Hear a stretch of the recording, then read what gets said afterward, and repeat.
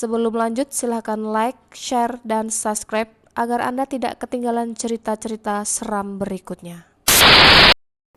Arya Wiguna adalah seorang arsitek muda yang sedang meniti karir di Jakarta.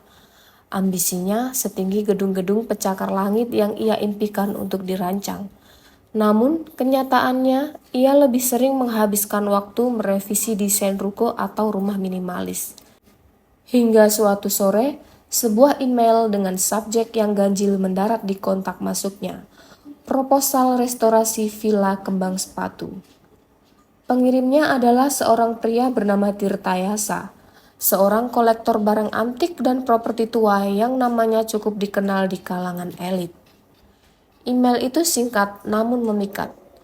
Pak Tirta Yasa telah mengakuisisi sebuah villa peninggalan Belanda di sebuah desa terpencil bernama Desa Kabut dan ingin merestorasinya kembali ke kemegahan aslinya. Bayarannya lebih dari cukup untuk mendanai firma arsitektur impian Arya. Tanpa pikir panjang, Arya menerima tawaran itu. Perjalanan menuju Desa Kabut adalah pertanda pertama bahwa ini bukanlah proyek biasa. Setelah keluar dari jalan tol, mobil yang dikendarai Arya harus melewati jalanan aspal yang rusak, lalu jalan tanah berbatu. Sebelum akhirnya menembus jalan setapak yang diapit oleh hutan lebat yang seakan menelan cahaya matahari, kabut tipis sesuai nama desanya mulai menggantung di antara pepohonan, memberikan suasana yang sunyi dan sedikit mencekam. Desa Kabut sendiri tampak seperti kapsul waktu, rumah-rumah panggung dari kayu yang sudah lapuk berdiri dengan canggung di antara keheningan. Tidak ada anak-anak yang bermain, tidak ada obrolan warga di warung, hanya ada tatapan mata kosong dari beberapa orang tua yang duduk di beranda rumah mereka. Seolah-olah kedatangan Arya adalah gangguan yang tak diinginkan. Di ujung desa, di atas sebuah bukit kecil, berdirilah Villa Kembang Sepatu. Bangunan itu dulunya pasti megah. Pilar-pilar gaya Romawi yang kokoh menopang teras depan. Jendela-jendela besar dengan kaca patri yang sebagian sudah pecah menatap kosong ke arah lembah. Taman di sekelilingnya telah liar, dipenuhi semak belukar dan bunga kembang sepatu merah darah yang tumbuh subur secara abnormal. Aura kesepian dan keagungan yang membusuk menguar dari setiap batunya. Seorang lelaki tua kurus dengan wajah penuh keriput dan mata yang tajam menyambutnya. "Saya Karto," katanya dengan suara serak, "penjaga villa ini. Tuan Tirta Yasa sudah memberitahu saya tentang kedatangan tuan muda." "Mang Karto," begitu Arya memanggilnya, mengantarnya berkeliling. Debu tebal menyelimuti perebutan antik yang ditutupi kain putih, menciptakan bentuk-bentuk aneh seperti hantu yang sedang beristirahat. Lantai kayu berderit di setiap langkah dan bau apek bercampur dengan aroma samar bunga Kamboja. Bunga yang anehnya tidak ada di taman namun aromanya tercium di udara. "Villa ini punya banyak cerita, tuan muda," ujar Mang Karto tiba-tiba saat mereka berada di aula utama yang luas. Di tengah aula itu ada sebuah ruang kosong yang aneh di lantai. Seolah-olah dulu pernah ada sesuatu yang besar di sana. Cerita yang lebih baik dibiarkan terkubur. Arya, seorang yang logis dan modern, hanya tersenyum tipis. "Setiap bangunan tua punya ceritanya, Mang. Tugas saya adalah memberinya cerita baru." Mang Karto tidak membalas. Ia hanya menatap ke sudut aula yang gelap, seolah melihat sesuatu yang tidak bisa dilihat oleh Arya. Malam pertama Arya di villa itu terasa sangat panjang. Ia memilih sebuah kamar di lantai 2 yang jendelanya menghadap ke hutan. Angin malam bersiul melalui celah-celah jendela, menciptakan suara-suara aneh. Sekitar tengah malam, saat ia baru saja akan terlelap, ia mendengarnya untuk pertama kali. Suara alunan gamelan yang sangat lirih, sangat jauh, namun terdengar jelas di tengah keheningan total desa itu. Ning nong ning kung. Iramanya lambat, melankolis dan terasa sangat menyedihkan. Arya bangkit dan melihat keluar jendela. Tidak ada apa-apa selain pepohonan yang bergoyang dan kabut yang semakin tebal. Ia menganggapnya hanya imajinasi, mungkin suara angin yang menipu. Ia kembali tidur, tidak menyadari bahwa alunan gamelan itu adalah awal dari sebuah teror yang akan mengoyak logikanya hingga berkeping-keping. Pekerjaan restorasi dimulai. Arya memanggil beberapa pekerja dari kota terdekat, karena tak seorang pun dari desa kabut yang mau bekerja di villa itu. Mereka semua memberikan alasan yang sama. Tempat itu angker. Keanehan-keanehan kecil mulai terjadi. Alat-alat kerja sering kali berpindah tempat tanpa ada yang memindahkannya. Sketsa desain yang diletakkan Arya di atas meja semalam, paginya ditemukan di lantai dengan jejak kaki kecil basah di sekelilingnya, padahal semalam tidak hujan. Para pekerja sering mengeluh merasa diawasi atau mendengar bisikan-bisikan dalam bahasa yang tidak mereka mengerti. Suara gamelan itu kembali datang setiap malam. Kini sedikit lebih jelas, sedikit lebih dekat. Arya mencoba bertanya kepada Mang Karto tentang suara itu. Di desa ini tidak ada yang punya gamelan, Tuan Muda, jawab Mang Karto singkat, matanya menghindari tatapan Arya. Mungkin hanya suara angin dari lembah. Arya tahu itu bukan suara angin. Suatu malam, didorong oleh rasa penasaran, ia mencoba mengikuti sumber suara itu. Alunan musik itu seolah menuntunnya ke ruang bawah tanah yang lembab dan gelap. Pintunya terkunci dengan gembok berkarat yang besar. Mang Karto bilang kuncinya sudah hilang puluhan tahun lalu.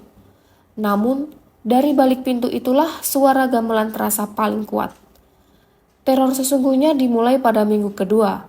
Saat sedang memeriksa struktur dinding di aula utama, Arya menemukan kejanggalan.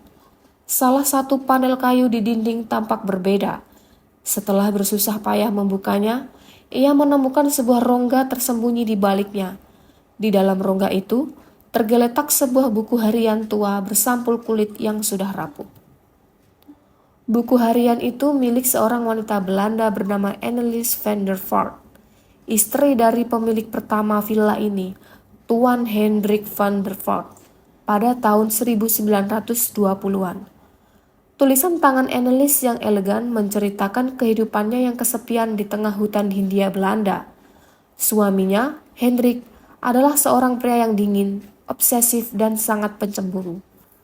Lembar demi lembar, Arya membaca kisah cinta terlarang Annelies. Ia jatuh cinta pada seorang pemuda desa bernama Danu, seorang penari dan pemain gamelan yang berbakat.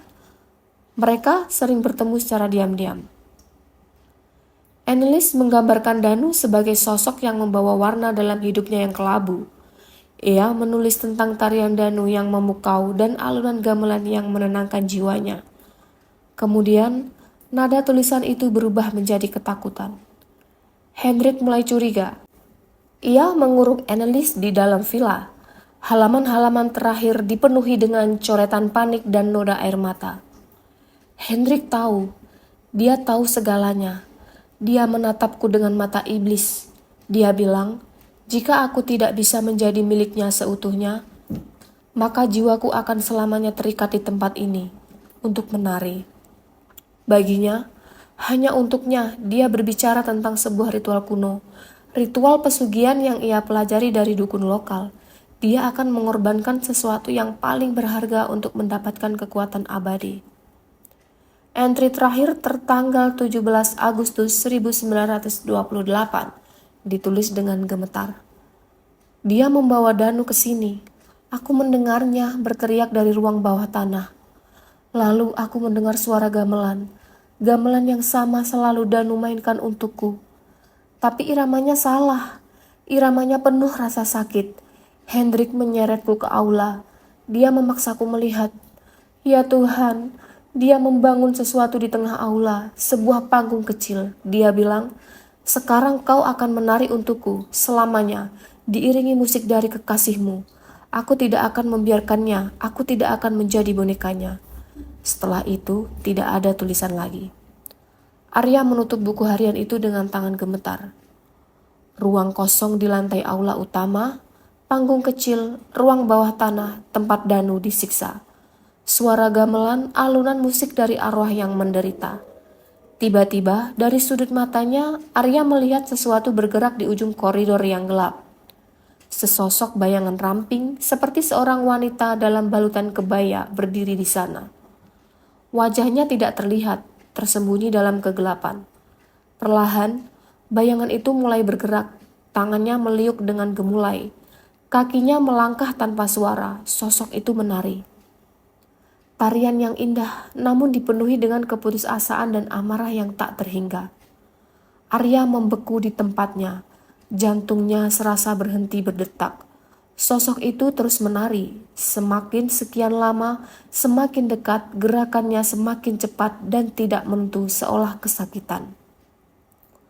Lalu, ia berhenti tepat beberapa meter di depan Arya, mengangkat kepalanya perlahan dari kegelapan. Wajahnya tidak ada, hanya ada rongga hitam kosong yang seolah menyedot semua cahaya dan harapan. Dari rongga itu, terdengar bisikan lirih yang dibawa angin dingin. Menarilah denganku. Penampakan itu membuat Arya terguncang hebat. Ia berlari keluar dari villa, terengah-engah di bawah langit senja yang kemerahan. Ia ingin pergi, meninggalkan proyek ini, melupakan desa kabut dan segala kegilaannya. Namun, saat mencoba menyalakan mobilnya, mesinnya mati total. Ponselnya pun tidak mendapat sinyal sama sekali. Ia terperangkap. Para pekerja yang juga mengalami kejadian-kejadian aneh memutuskan untuk berhenti keesokan harinya. Salah satu dari mereka, Pak Ujang, bercerita dengan wajah pucat bahwa semalam ia melihat seorang wanita menari di atas atap villa, bergerak melawan gravitasi dengan cara yang mustahil. Mereka berkemas dan pergi pagi-pagi sekali, meninggalkan Arya sendirian bersama Mang Karto. Seharusnya Tuan Muda tidak membaca buku itu, kata Mang Karto. Sore itu, nadanya bukan lagi menyalahkan, melainkan penuh penyesalan. Ada beberapa pintu yang lebih baik dibiarkan tertutup. Didorong oleh keputusasaan, Arya mendesak Mang Karto untuk menceritakan segalanya. Pria tua itu akhirnya luluh. Ia bercerita bahwa kakek buyutnya adalah salah satu abdi di villa itu pada zaman Belanda. Ia tahu cerita tentang Annelies dan Danu. Menurut legenda desa, Hendrik van der Hart memang melakukan ritual ilmu hitam. Ia membunuh Danu dengan keji dan mengubur potongan gamelan kesayangannya di bawah fondasi villa. Darahnya digunakan untuk mengikat arwahnya agar terus memainkan musik penderitaan. Sementara itu, Annelies yang dipaksa menyaksikan semua itu memilih untuk mengakhiri hidupnya sendiri. Ia gantung diri di kamar tidurnya, kamar yang kini ditempati oleh Arya. Arwahnya pun terperangkap, dikutuk untuk menari selamanya mengikuti irama gamelan arwah kekasihnya. Sebuah pertunjukan abadi untuk suaminya yang kejam. Arwah Hendrik sendiri diyakini masih berada di sana, sebagai penonton yang tak terlihat menikmati penderitaan abadi kedua kekasih itu. Hantu penari itu yang kami sebut penari bayangan akan semakin kuat jika ada orang baru yang tinggal di sini. Dia mencari teman untuk menari bersamanya selamanya, bisik Mang Karto. Malam itu, teror mencapai puncaknya. Kabut turun lebih tebal dari biasanya, menyelimuti villa seperti kain kafan. Suara gamelan kini terdengar seolah dimainkan tepat di luar pintu kamar Arya. Suara langkah kaki menyeret dan derit tarian terdengar di koridor. Arya mengunci diri di dalam kamar, mendorong lemari untuk menahan pintu. Ia bisa mendengar suara cakaran di pintu, diselingi bisikan memanggil namanya. Arya, buka pintunya, mari menari. Lalu ia mendengar suara lain, suara tawa yang berat dan serak. Tawa seorang pria yang penuh kemenangan, tawa Hendrik van der Valk. Kaca jendela di kamarnya tiba-tiba bergetar hebat sebelum akhirnya pecah berkeping-keping. Angin dingin menerobos masuk, membawa serta aroma bunga Kamboja yang memuakkan. Dari luar jendela, di tengah kabut, ia melihat siluet penari bayangan itu. Ia tidak lagi menari, tapi melayang. Rambut panjangnya tergerai melawan angin, gaun putihnya compang-camping. Rongga hitam di wajahnya seolah menatap lurus ke dalam jiwa Arya. Dengan jeritan tak tertahan, Arya lari keluar kamar, menuruni tangga dengan membabi buta. Ia tidak peduli lagi kemana harus pergi, yang penting keluar dari bangunan terkutuk itu. Saat ia mencapai aula utama, sosok penari itu sudah ada di sana, berdiri di tengah ruangan, tepat di atas lokasi panggung tak terlihatnya. Kali ini sosoknya lebih padat. Arya bisa melihat kebaya kusam yang dikenakannya dan selendang sutra yang melilit di pinggangnya. Sosok itu mulai menari lagi, namun kali ini gerakannya penuh amarah. Setiap liukan tubuhnya membuat lampu gantung tua di atasnya bergoyang hebat. Setiap hentakan kakinya ke lantai membuat seluruh villa bergetar.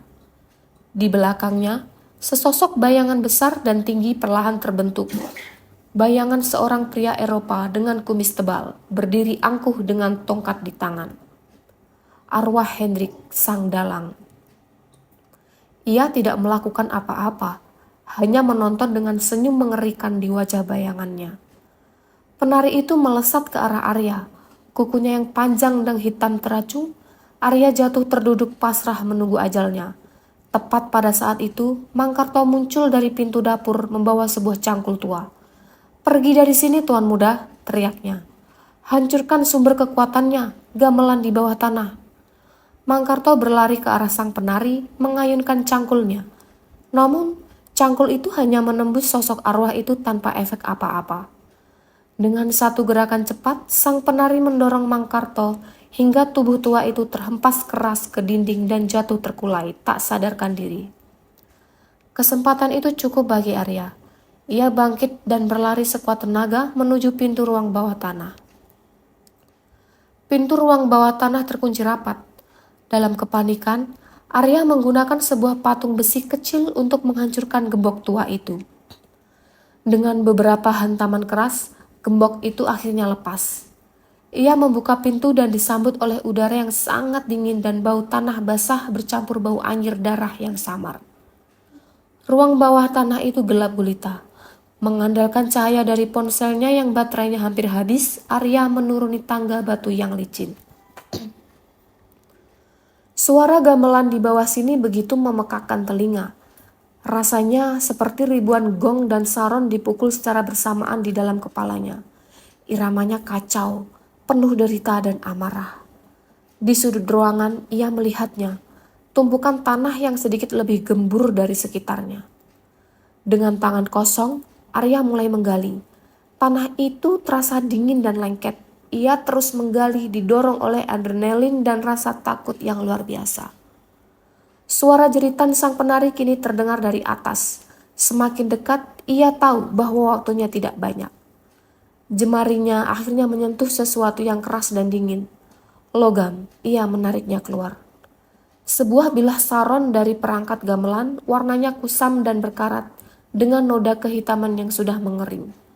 Saat benda itu diangkat dari tanah, alunan gamelan yang menyiksanya tiba-tiba berhenti total. Keheningan yang datang setelahnya terasa lebih menakutkan. Arya terdiam sejenak. Napasnya tersengal. Apakah sudah berakhir? Tiba-tiba sebuah bisikan terdengar tepat di telinganya. Bukan bisikan sang penari, tapi bisikan seorang pria dengan aksen Belanda yang kental. "Kau pikir semudah itu? Pertunjukan ini belum selesai." Arya berbalik dan melihat arwah Hendrik van der Vaart berdiri di kaki tangga. Sosoknya kini lebih jelas, matanya menyala dengan amarah merah. Di belakangnya, penari bayangan itu melayang turun. Gerakannya kini tak lagi sedih, melainkan buas. Mereka menjebaknya di bawah tanah. Arya tahu ia tidak bisa melawan. Ia hanya punya satu pilihan. Dengan sisa tenaganya, ia melemparkan bilah saron itu sekuat tenaga ke dinding batu. Benda itu menghantam dinding dan pecah menjadi dua bagian. Raungan yang mengerikan memenuhi ruang bawah tanah. Bukan raungan amarah, melainkan raungan kesakitan yang luar biasa. Sosok penari bayangan itu mulai bergetar hebat. Tubuhnya perlahan memudar dan menjadi transparan. Dari rongga wajahnya yang kosong, Arya seperti bisa melihat setitik cahaya, dan untuk pertama kalinya ia mendengar suara tangisan Tangisan seorang wanita yang akhirnya bebas dari penderitaannya. Arwah Hendrik juga meraung marah saat sosoknya ditarik dan dihisap oleh kegelapan. Seolah kutukan yang ia ciptakan kini berbalik memangsanya. Dalam sekejap, kedua arwah itu lenyap. Seluruh villa mulai bergetar hebat. Debu dan potongan plester berjatuhan dari langit-langit. Fondasi bangunan itu seolah runtuh. Arya segera berlari keluar dari ruang bawah tanah, melewati Mangkarto yang mulai siuman, dan terus berlari keluar dari villa tanpa menoleh ke belakang. Ia terus berlari menembus kabut, tidak peduli pada jalanan atau arah. Di belakangnya, ia mendengar suara gemuruh yang dahsyat saat villa kembang sepatu, bangunan yang menjadi saksi bisu dari cinta, pengkhianatan, dan kutukan selama 100 tahun, akhirnya runtuh menjadi tumpukan puing. Arya ditemukan oleh penduduk desa tetangga keesokan paginya, pingsan di pinggir jalan. Tubuhnya penuh goresan dan wajahnya pucat pasi. Ia dilarikan ke rumah sakit dan dirawat karena syok berat. Mangkarto juga selamat, meski mengalami patah tulang. Tidak ada yang percaya pada cerita Arya. Pihak berwenang menyatakan villa itu runtuh karena struktur bangunan yang sudah tua, diperparah oleh getaran tanah kecil yang memang sering terjadi di daerah itu. Proyek restorasi dibatalkan. Pak Tirtayasa, sang klien misterius, tidak pernah bisa dihubungi lagi. Namanya seolah lenyap di telan bumi. Arya curiga, Tirtayasa mungkin adalah keturunan Hendrik atau anggota sebuah perkumpulan yang tahu tentang kutukan itu dan sengaja mengirimnya ke sana untuk tujuan yang tidak ia ketahui. Arya kembali ke Jakarta, meninggalkan arsitektur selamanya. Trauma yang ia alami terlalu dalam. Ia menjual apartemennya dan pindah ke sebuah rumah kecil yang tenang di pinggir kota. Mencoba membangun kembali hidupnya yang hancur. Ia pikir semuanya telah berakhir. Ia pikir ia sudah bebas. Namun terkadang di tengah malam yang sunyi, ketika hanya ada suara jangkrik dan desau angin, ia masih mendengarnya. Sangat lirih, hampir tak terdengar, seolah datang dari jarak yang sangat jauh atau dari sudut paling gelap di dalam ingatannya sendiri. Ning nong ning kung. Alunan gamelan yang sama, melankolis dan menyedihkan. Dan setiap kali mendengarnya, bulu kuduknya akan berdiri karena ia tahu beberapa cerita tidak pernah benar-benar berakhir. Beberapa melodi akan terus menggema. Dan ia takut suatu saat nanti sang penari akan datang lagi untuk menagih janji. Janji untuk sebuah tarian terakhir.